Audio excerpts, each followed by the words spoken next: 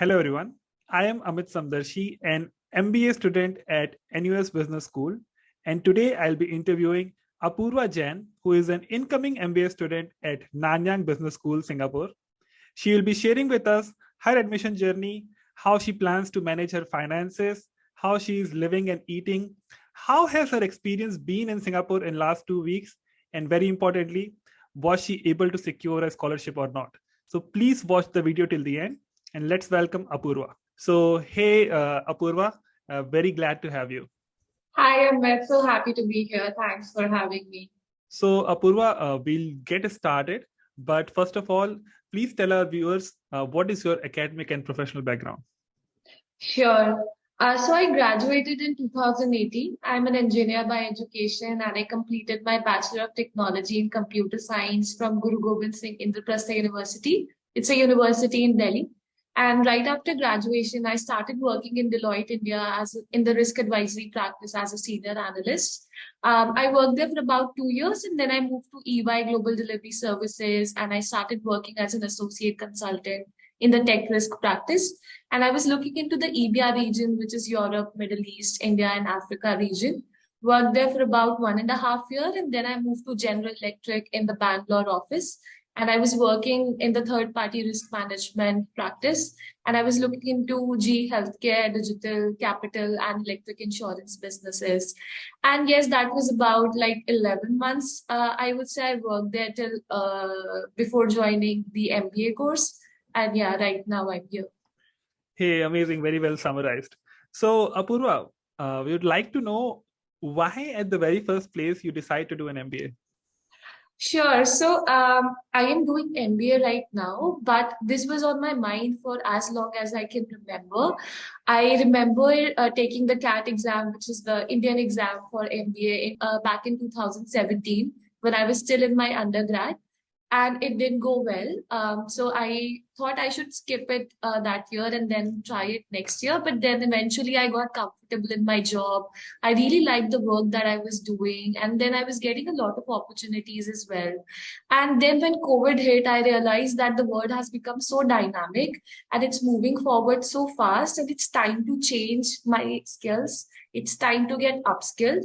And also, I realized that I want to get into product management roles. And although I knew the technical side of it a bit, it also needed that business acumen as to how to strategize products, how to market them, and how to, make products that resonate with the clients. And for that, I was looking into the MBA options because I thought I can really leverage my skills and the knowledge that I get from an MBA to become a product manager. And then I eventually started preparing for my GMAT and then filled in my applications, my interviews, and I got into NBS. Hey, amazing. Yeah. So that is a very common career path after MBA, that is product management. And I myself did the same thing. Like I was doing some PM work in PayPal as well. But because I got this MBA experience, then it became easier for me to crack a full-time PM job as well. So yeah, that is something good to know that we have common between us. So now I would like to know, you decided to do MBA. What countries did you consider and what MBA programs did you consider before finalizing that you want to do at Nanyang Business School? Sure. So actually, I was open to the entire world, honestly. I didn't restrict myself to a certain geography. I applied to certain B schools in India. Then I applied in Singapore. I applied in Ireland. And I applied in Denmark. And I got into a few colleges from these 4 geographies. And eventually I chose NBS. And I was targeting mostly the 1-year programs because I didn't want to stay away from the job market for long. And 2-year MBA just felt like it was a little too much to take, especially for me, because I was like, I have to do 1-year MBA. And although it's a little compressed and comprehensive, still I feel you get to do all those things that you eventually do in the 2-year MBA. So my target was 1-year MBA, and yeah, that was it. So you applied for all the reputed 1-year MBA programs? That's right. So I was targeting the good B schools, the ones that align with my values and the kind of curriculum that I wanted to study in. Since I wanted to get into PM roles, I was focusing more on the tech side of it, like curriculums which give me the liberty to study strategy and technology. And so I applied to all the B schools that had sort of that curriculum, and NBS really shown out. Yes, actually, I would like to share a trivia here. Even when I was planning to apply, right, at that time as well, NBS was one option, and because they are very technology focused, because it's primarily a technological university. That's right. So their MBA program is also very tech intensive, which is good, which is the USP. And happy to know that that aligns with your goals as well. So now we would like to know, out of all the geographies where you were getting, why did you choose Singapore? Singapore, first reason why I chose Singapore was because Singapore hosts the suite of best B schools in the world. We have NUS, we have NBS, INSEAD, SMU, and a lot more B schools here. And the kind of education that they provide is very flexible. You can choose your own electives, you can choose your own curriculum and how you want to plan your career and your trajectory. The second reason why I applied in Singapore is because it's so cosmopolitan. It's like you find people from all cultures and background here, and it has a lot of similarities with India, so it feels like home away from home, and I can really find good Indian food here. This was another reason. So I'm a vegetarian, so it's a little difficult for me to find food, but I think I'm managing here because I get a lot of Indian options here, and also with the other food options like the Chinese, the Malay, the Thai. There are veg options available. I can just customize my order to include veggies. Also, Singapore is like so green, it's so safe, and really it has like those high-tech buildings and high-rise buildings. So that really captured me. And of course, like I mentioned, really feels like home. So Singapore was my first choice out of all the geographies that I applied to. So happy to hear that you are having a great time here. Since you apply in Singapore, what other universities apart from NBS did you also try? So in Singapore, I only tried for MBS because it aligned with my goals. I wanted to get into a tech role, and I felt so. I am taking the specialization that I have is strategy and innovation. So I have subjects like strategic thinking. I have subjects like marketing, innovation, entrepreneurship, which gives me the liberty to understand the dynamics of how the product industry works. Also, I have core subjects like accounting, finance, HR, operations, which give me the liberty to understand how teams work. So NBS was my first choice, and then of course they have a wide curriculum and wide industry exposures and networking events. It's just been 2 weeks in the course, and I feel so much included and networked already because there was a lot to do, and the technology focus that NBS has and the kind of platform that they give. They also have like incubation centers where you can take up your ideas, and the mentors will sort of mentor you into whether your ideas work, whether you want to do some more, add some more. The case competitions that we have here, the MBA Olympics that we have here, it gives you it sort of connects you with other B schools also. So you get to network with other students, learn from their journey, and see how you can do things differently. Okay, amazing. So these are all the great sites, but you must have done a lot of hard work to get here. I would like to know something about your admission journey and how was the process to get here. Sure. So the first thing is, of course, the GMAT. I know GMAT is just a part of your application, but work on it. I also started working on the GMAT a little late, honestly, but I was able to wrap up my GMAT journey in around 4 months, and I applied in the second round of the admissions here. And the admission process is very similar to what we have in other B schools. You submit an application, you write essays, So in NBS, we have 4 mandatory essays, and there's 1 optional essay for scholarship. So if you want to apply for scholarship, if you think you're eligible, go for it. Once you submit your essays, there's like a letter of recommendation. So you need 2 letters of recommendation, and all the other basic details. You need to tell them about your academic journey, your extracurricular journey, your the NGOs that you work with, maybe what sort of charity work that you've done, and all those things, and how you did community work and volunteering. So you include all of that in your application. You try to put your best application forward.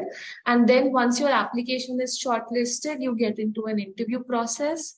So the interview process is really friendly. I would say it's more of getting to know who the person is behind the application. They want to analyze if it's the same person.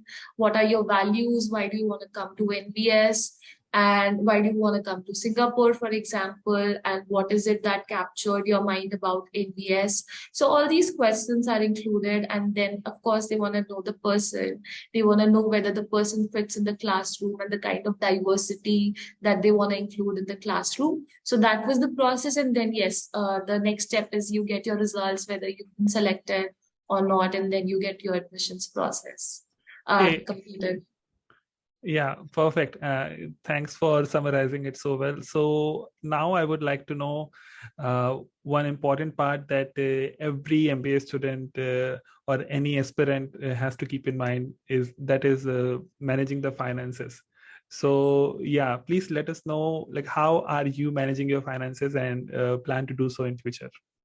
Sure. So since I worked for 4 years, I have some savings, and those savings I'm using for to pay the hostel fee and to pay my living expenses like my food, my transportation, telecommunication, and all that stuff. But the education fee, I took an education loan. So I applied to certain government banks in India, and it was a long process, but I was eventually able to get a good student loan. And in India, if you're a girl child in government banks, you get a discount on the interest rate. If you think you do not have the sort of money right now, it's good to take a student loan. And then there are a lot of international lenders as well, like Prodigy Finance is there, which gives you the student loan. So you can go for some international lenders as well if you want to take up a student loan. Nice. By the way, which government bank did you approach? So I applied in SBI. Oh, nice. Yeah, so I applied in State Bank of India, and there's a concession for girl child. And also if you take their Rin Raksha, which is actually the life insurance, they give you another concession there. So yes, that was the reason I applied to SBI. Nice. I'm also having an ongoing home loan at SBI. So yeah, SBI don't rock, but it works. It works. It's slow, but works. So great. I would like to know how are you planning your living, eating, and these kind of things in Singapore, and how much money are you spending on these kind of things? Sure. So I was lucky to actually get the dorm room. So here in NBS, we have 2 graduate halls, and the graduate students, including the PhD students, the master students, and MBA students, all stay in the graduate halls. Another thing that I would like to mention is that the Singapore citizens and the PRs don't get the graduate halls. They are given to international students only, and you need to fill an application and then apply for the graduate hall of your choice. So you can apply to graduate hall 1 or 2, whichever, depending on whichever graduate hall you want to stay in. And I was lucky to get into the graduate halls, and it's like a single room, and you get attached washroom there. And I don't have to share it with somebody. And of course, the utilities are included in the rental fee that I'm paying. Regarding food, it's a little bit challenging because I'm a vegetarian, and getting vegetarian options is not impossible, but a little difficult. Of course, I miss the home cooked food, but we do have a lot of cafeterias here in NBS. So we have a North Indian cafeteria which serves like curries and chapatis, and then we have South Indian cafeterias which serve dosas and idlis and all those stuff. So yes, it's okay. It's you get a hang of it eventually. But if you like cooking, I would say just go ahead and cook yourself some meal. But if you don't want to cook, if you don't like to cook, then there are plenty of options available. So on an average, I would say about $4 to $5 per meal. I know the rates might be subsidized here in the campus. They might be a little expensive if Yes. you go out of campus, but $4 to $5 per meal is what I spend generally. So $4 to $5 for the food. And did you share the numbers about the hostel? It's so the hostel fee is between $550 to $600. So the fee is different for graduate hall one and different for grad hall two. And my fee is $560 is what I'm paying per month. That's great, actually, because this is the price point is very good, and if you have got the accommodation within the campus, that also makes it easy to attend classes and all. Because yeah, for example, at NUS the prices are not that cheap, I would say. But yeah, food prices can be on the similar lines because it is equally subsidized. But accommodation definitely, having something at this house, like, because the housing market is very hot, if you don't know this. Yes. I could actually resonate with it because I was not sure if I would be getting the hostel. So I was trying to search for the houses when I was still back home. Hmm.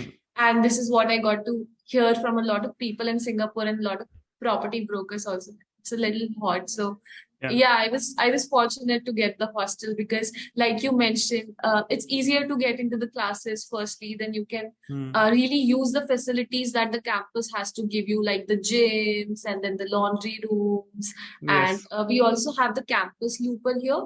So it's like an internal bus that roams inside the Mhm. campus and it's Mhm. free of cost. So if you want to take if you want to go to a supermarket here in campus or a bookstore in campus, you can just take the campus looper and go to that place and come back using the campus looper again. Yeah, perfect. So now we would like to know, how was your experience in Singapore for last 2 weeks, because it has been only 2 weeks for you, right? 2 to 3 weeks. That's right. Yeah. 2 weeks. I arrived here on 8th of July, Eh, but eh, I checked into the hostel on 11th. Okay, so 8th July to today we are shooting it on 24th July. Yeah. So yeah, how has your experience been? Is it up to your expectation, or just share your opinion about it? I think it was more than my expectations, honestly. So the last 2 weeks are mostly orientation and team building activities here at NBS because all of us are coming from such diverse backgrounds that it's important to get to know who you'll be studying with before eventually studying with them. So I think the admissions team and the PMO team has done a great job. We actually went to Sentosa and there was like a team building activity there, and then we have a cultural presentation here at NBS where every country represents their cultures and tells their classmates about their own ethnicities, about what's there in their countries, what's famous in their countries. And of course, there's been like the code of conduct workshops, there's been some networking events with some really good companies here in Singapore. So I'm really enjoying my stay here. I haven't been out of campus a lot. Like yesterday, we were out to Marina Bay Sandparks, and it's like so beautiful with the fireworks happening there. But the entire MBA experience, although the classes haven't started, but I already feel so pumped and Mm. energetic. And I was able to make like really good friends here, and it feels like I've known them for all my life. It doesn't feel like I'm talking to them for the first time. So all my classmates, my PMO team, and everybody is so helpful in nature. They are so caring, so polite.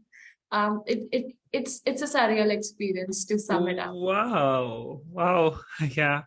very rarely we see somebody opening their heart out to give praises to their current university, because mostly people are people see not so good side first. But glad to know that. Now we are coming to the end part of our interview. We are left with two questions. One, I would like to ask, like, where do you see yourself after 1 year? Like, what are you expecting out of this MBA, and how you plan to pursue your product management career? So just let us know about it. Sure. So one thing I would like to get out of my MBA is networking, because that's the whole point of coming to an MBA, to network, to collaborate, not just with your classmates, but with industry leaders. So we have a lot of thought leaders coming into our classrooms. We have some great professors who are already working in some really good positions in reputed companies. So it's good to connect with them, network with them, collaborate, work in teams.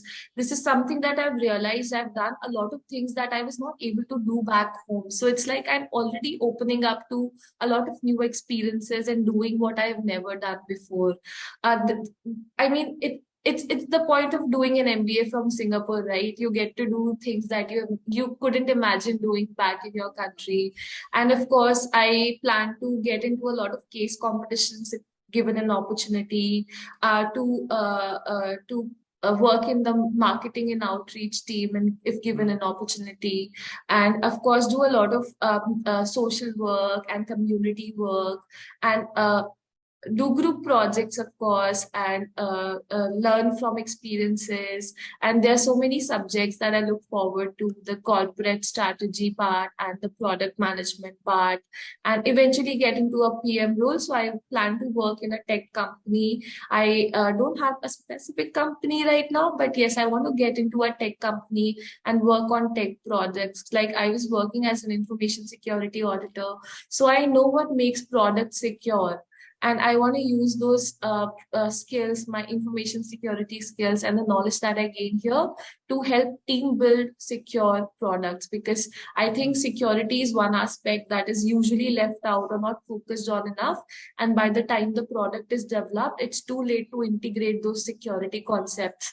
And of course, after COVID, we have realized that there were so many security breaches, and the teams were not careful. So yes, that's what I plan to do after my MBA, and that's where I see myself after 1 year. Okay, perfect. I think you have a plan already. So now my last question for this interview would be, how what is your message for people around the world who are planning to do an MBA or any higher studies? What is your message for people, especially in India, who are planning to get out and pursue some education? Sure. So the first thing would be know your reasons and research well, because a lot of time this has happened with me also, and a lot of my friends who were in a similar situation in the past 1 year, that you sort of don't research the college enough and just apply, and then you realize that it doesn't align with your goals. It doesn't align with the kind of work that you want to do after an MBA. So it's very important. I know you're focusing on your GMAT, but do focus on what the college has to provide you, because that's where you're going to spend your next 1 or 2 years. So research well, plan your studies well, plan your finances well. And another thing is, be honest in your application. A lot of times what I've seen is students, just to portray themselves as the better candidates, they make up stories. And once you get into that interview process, the admissions team sees through your lies. So just be honest, be genuine. If you do not have those cool stories, just don't make them up. Write something which is close to your heart, and just be genuine in your application is what I want to say. Yeah. Hey, perfect. Yeah, very, I would say this is a fresh advice, because you focused more on the application side and the decision making side, because many people, when I ask them to give advice, they mostly focus on the preparation side. But yeah, preparation, everybody will be fine with it in one way or the other. But yeah, biggest mistakes happen during the time of application. So that's great. Right. That's right. I mean, GMAT is one side of your application, but there are a lot more sides to your application, like your LORs, your essays, and I don't think the B schools focus just on your GMAT. It's how you portray yourself as a candidate, and a lot of time, like I mentioned, students just to portray themselves as better candidates, they just end up making stories. Yeah. By the way, do stories get you a scholarship? Like, by the way, did you get a scholarship? I did get a scholarship, although I won't be able to disclose the number and all. But yes, I did get the scholarship. I applied and I wrote a scholarship essay and I wrote why I think I'm suitable to get a scholarship. And I would also advise students to write that scholarship essay. It is optional, but just make that effort to go for it. It's just one additional essay and it opens the door for a lot of things. Like your finances become a lot better. You don't have to take as much loan as you initially thought you would. And of course, it's good to have it in your CV that you got a scholarship at your the B school of your choice. Great. So thanks, Apoorva. It was really nice talking to you and a very, very insightful conversation as well. I hope our viewers learned a lot from you.